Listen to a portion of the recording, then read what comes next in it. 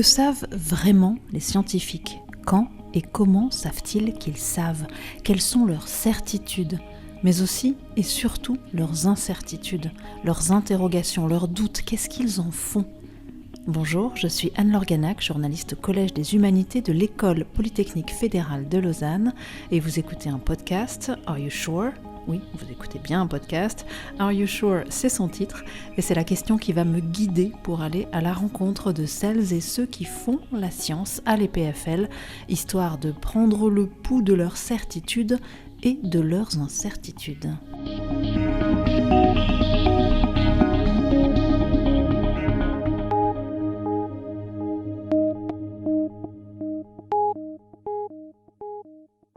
Alors bonjour, je m'appelle Assir Abdul, je suis né à Genève il y a quelque temps. J'ai fait toutes mes études à Genève, des études musicales et des études mathématiques. Et les études mathématiques m'ont conduit aux États-Unis après une thèse, ensuite à Zurich, à Bâle, à Édimbourg, pour finalement revenir sur mes terres, devenir professeur à l'EPFL depuis 2009. Voilà, je suis un mathématicien qui travaille dans le domaine des mathématiques appliquées et des mathématiques computationnelles. Bonjour Assir Abdul, je vous remercie d'avoir accepté mon invitation. D'abord, est-ce que vous pourriez nous dire sur quoi porte précisément votre recherche ? Alors, je m'intéresse à modéliser mathématiquement des phénomènes naturels qui se déroulent sur plusieurs échelles, comme des réactions chimiques où il y a des réactions lentes et des réactions rapides, ou comme modéliser l'élasticité d'un matériau où à la fois on a des structures très très fines et des structures très grosses.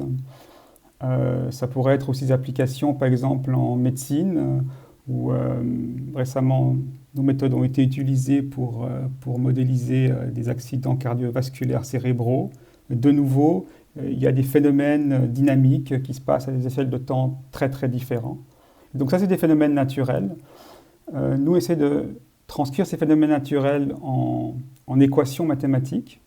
Et donc, il y a toute une théorie mathématique qui s'adresse à ces équations qui sont assez particulières parce que justement, elles se déroulent sur plusieurs échelles de temps et d'espace. Et donc, il y a une théorie au XXe siècle qui s'est développée pour essayer de comprendre ces équations. Donc, une fois qu'on les a mis en équation, on essaye de comprendre cette modélisation. Et ensuite, on retourne aux applications en essayant de faire des algorithmes pour vraiment maintenant calculer ces équations et donner des réponses à des temps de réaction chimique, à des déroulements une modélisation d'un AVC, éventuellement à comprendre comment mélanger des matériaux dans des applications plus physiques. Donc une partie de mes recherches se déroule vraiment dans ces cheminements entre le tout petit et le tout grand et comprendre comment des équations qui a priori ne se parlent pas peuvent se parler. Et il y a une composante aussi assez grande dans mes recherches qui sont l'aléatoire. C'est-à-dire qu'on s'est rendu compte beaucoup au XXe siècle que beaucoup de phénomènes qu'on pensait qui étaient déterministes, qui se déroulaient une seule fois et d'une seule manière, en fait se déroulent de façon différente, suivant quelles conditions initiales on prend, ou tout simplement suivant les conditions de l'expérience. Et donc cet aléatoire-là, il faut le rentrer dans les équations, et c'est le domaine des équations stochastiques. Et donc ça, c'est aussi une grande composante de mes recherches. C'est d'à la fois modéliser des phénomènes qui ont de l'aléatoire, comprendre ces équations aléatoires et de nouveau créer des algorithmes pour calculer ces phénomènes aléatoires. Mais qu'est-ce qu'il en reste alors de cet aléatoire, de cet incertain, s'il devient un paramètre calculable parmi d'autres ? Disons, l'aléatoire est ce qui, de façon sous-jacente, va conditionner l'expérience qu'on va faire. Maintenant, nous, quand on le calcule, on va calculer des moyennes, on va calculer ce qui s'appelle des moments, on va calculer des configurations. Donc, ce qui va en rester, c'est qu'en fait, on ne va pas pouvoir donner une réponse précise en disant « le phénomène s'est passé comme ça ». Mais on va pouvoir dire « le phénomène s'est passé comme ça avec telle incertitude sur ce qui s'est passé ». Et donc ça, c'est extrêmement important dans beaucoup d'applications. de dire, voilà, c'est solide ce qu'on construit, mais avec telle incertitude. Et donc, il faut mettre peut-être un peu plus de matériaux pour contrevenir à cette incertitude.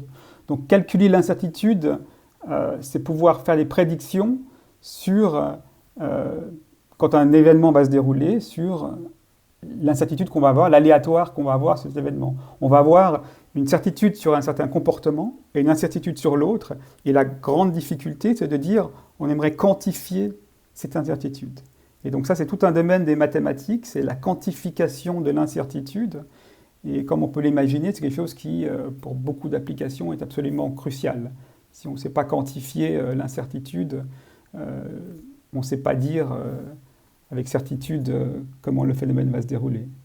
Donc c'est vraiment un jeu avec cet aléatoire. Cet aléatoire, à la fois, il est intrinsèque à ce qu'on modélise et on l'utilise pour essayer de mettre des barrières un peu à droite et à gauche du phénomène et essayer de dire le phénomène va se décrire à l'intérieur de ces barrières. Et poser une certitude, est-ce un objectif qui peut être atteint par ces modélisations à Sir Abdul ? Alors justement, je pense que c'est l'inverse. On veut quantifier l'incertitude. on est sûr que le résultat est aléatoire, mais on veut être sûr de pouvoir appréhender cet aléatoire. Donc en fait, on est vraiment parti de cette description déterministe classique, de la mécanique classique, où on a une trajectoire qui va se dérouler comme ça et on est sûr de ce qui va se passer. On est vraiment entré dans une ère où l'aléatoire est, je dirais, omniprésent. Et donc ça fait changer un tout petit peu la façon de voir. On ne pense plus en phénomènes qui vont se dérouler de façon immuablement, enfin de façon toujours pareille.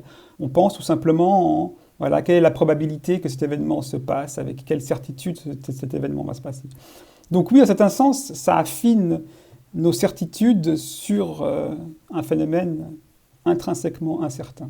Pourquoi avez-vous choisi les mathématiques à Sir Abdul ? C'est vrai qu'à l'école, les mathématiques m'ont fasciné. Et je pense que ce qui m'a d'abord fasciné, c'est leur beauté, leur vérité, et le fait qu'il y ait un côté immuable comme ça. Je veux dire, quand on apprend l'histoire, voilà, il y a toujours des choses relatives à tout ce qu'on apprend, des points de vue, des interprétations qui sont tout à fait nécessaires et qui sont aussi intéressantes. Mais en maths, une fois qu'on a compris quelque chose, on accède à des nouveaux objets. C'est comme une œuvre d'art. Et ils ne vont pas changer, ils vont rester tels quels.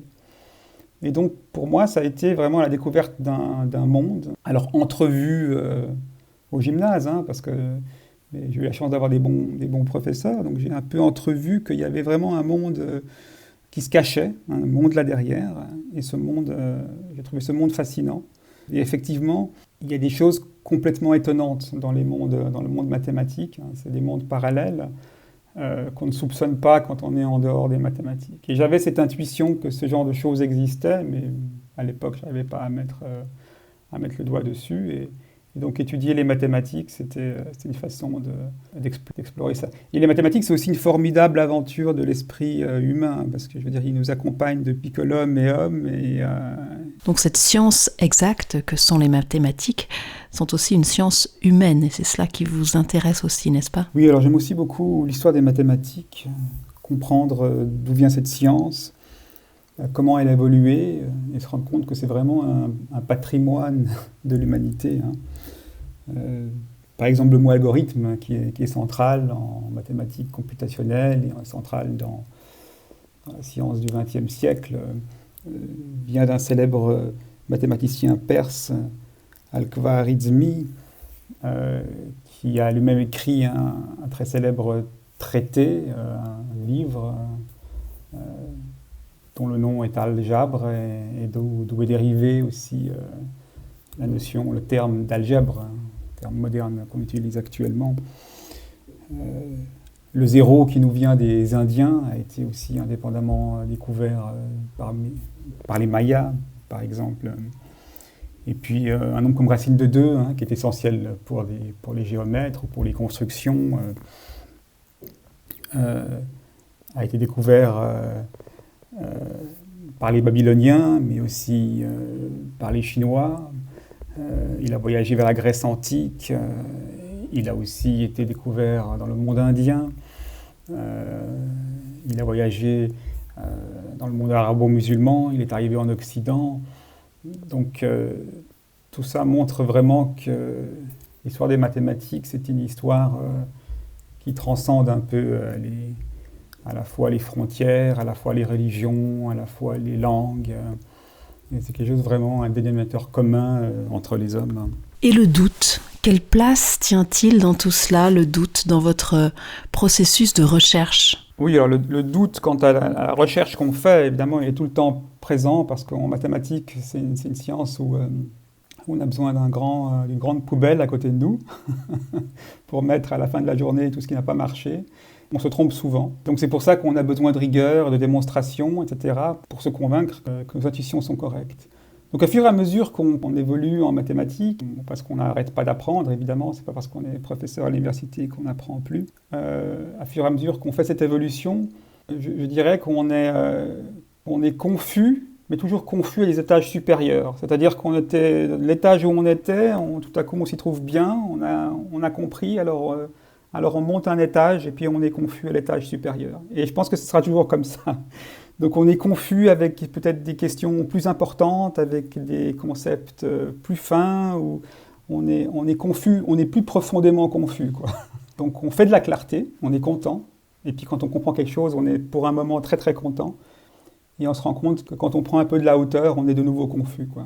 En fait, donc je pense que c'est toujours ce jeu entre être très satisfait d'avoir tout à coup compris quelque chose et d'avoir une clarté tout à coup, et c'est très satisfaisant tout à coup de voir cette clarté quand on a beaucoup buté contre quelque chose. Et puis on sait que la confusion va venir juste derrière, hein, parce que cette clarté va demander d'autres questions qui vont amener d'autres confusions. Et à quoi reconnaissez-vous une clarté, comme vous dites ? À des moments, on se rend compte, voilà, là j'ai trouvé l'endroit où ça s'ouvre et l'endroit où je peux commencer à comprendre ça. Et ça, on le sent, quoi, quand tout à coup on dit, voilà, maintenant j'ai pendant longtemps buté contre ça. Là, maintenant, il y a une piste où je peux aller et je pense que je vais trouver quelque chose. Et donc, à ce moment-là, c'est un moment de satisfaction parce qu'il libère un peu toutes les fois qu'on s'est cogné contre le mur. Et c'est toujours aussi un pas de côté, hein, je veux dire, parce que ça semble impossible toujours. Voilà, le truc ne marche pas, ça ne marche pas. Alors, les maths, c'est aussi vraiment la science du pas de côté, de regarder les choses d'un autre angle, d'ailleurs. Peut-être reformuler la question et tout à coup les choses s'éclairent, quoi. Finalement, Assir Abdoul, si je vous entends bien, la question « Are you sure ?» est la question qui sera toujours sans réponse de votre part. C'est cela ? Oui, je pense. C'est celle qui aura des réponses périodiques, en fait, qui aura des réponses momentanées.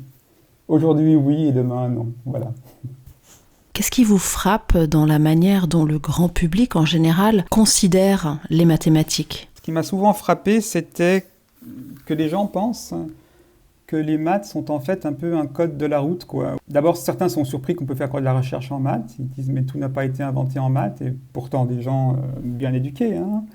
Donc ça, c'est un sujet qui m'a toujours interrogé, parce que les gens ne m'ont jamais dit « est-ce que tous les romans ont été écrits ?» quoi. Personne ne m'a jamais dit ça. Par contre, on m'a souvent dit « est-ce que tous les maths, est-ce on découvre encore des maths ?» Donc ça montre quand même une certaine incompréhension de ce que c'est que cette matière. Ça me fait penser que peut-être qu'à l'école, on ne montre pas le côté justement créatif et le côté science faite par l'homme des mathématiques. Je pense qu'on le pose souvent comme quelque chose, voilà, comme théorème, etc., qui existe depuis toujours, qui est là dans la poussière. Et je pense que les gens n'ont pas idée date voilà, tel truc a été inventé à tel moment, dans tel contexte aussi, dans tel état de la société, etc., etc. Donc en fait, ça me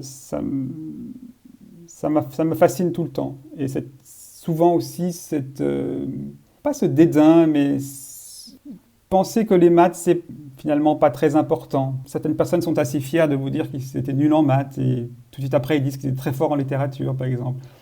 C'est un état d'esprit par rapport à cette science, et peut-être aussi parce que voilà, les gens ont vraiment souffert avec ça, des gens ont été ont été mal éduqués en mathématiques. On les a fait souffrir avec un espèce de drill, justement. On a enlevé toute la substance intéressante, tout le côté ludique, tout le côté justement historique, ludique des mathématiques pour en faire d'abord une branche de sélection, deuxièmement une branche de souffrance.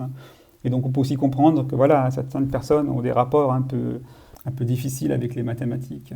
Pour la science, j'ai l'impression que les gens ont une grande fascination de tout ce qui se passe maintenant en sciences, en médecine, en biologie, etc. Ils sont extrêmement fascinés et justement, ils ne se rendent pas toujours compte que les maths ont une part essentielle dans toutes ces techniques qui permettent les découvertes récentes, disons. Voilà, ils ont tous un téléphone portable, c'est des mathématiques qui datent aussi du XIXe siècle avec les ondes et tout ça. Donc c'est bourré de mathématiques. N'importe quel objet il touche aujourd'hui, en fait, plus que jamais, il est rempli de mathématiques, d'algorithmes, etc. Vous êtes également musicien, violoniste. Quel est le point commun, selon vous, entre votre métier de mathématicien et votre activité de musicien? Au départ d'une journée mathématique, il y a une feuille blanche. Et au départ d'une création musicale, c'est pareil. Et je veux dire, tout est possible. Quand on commence à prendre la plume, tout est possible. Du très bon comme du très mauvais, d'ailleurs. Et donc, on a vraiment une liberté incroyable. Et en fait, en maths comme en musique, il faut restreindre la liberté pour faire quelque chose d'intéressant. Si on laisse toute la liberté, on se perd complètement. Et d'ailleurs, la composition, le fait d'avoir des gammes, le fait d'avoir des modulations, des règles, etc., c'est une façon de restreindre la liberté pour pouvoir créer. Et en maths aussi, il faut restreindre cette liberté immense qu'on a, parce qu'on peut inventer des concepts à n'en plus finir. Il faut restreindre cette liberté pour pouvoir créer. Donc c'est Leibniz qui disait que la musique est un exercice d'arithmétique secrète. Donc il y a beaucoup de de musiciens, qui ont joué avec ça, surtout à l'époque baroque.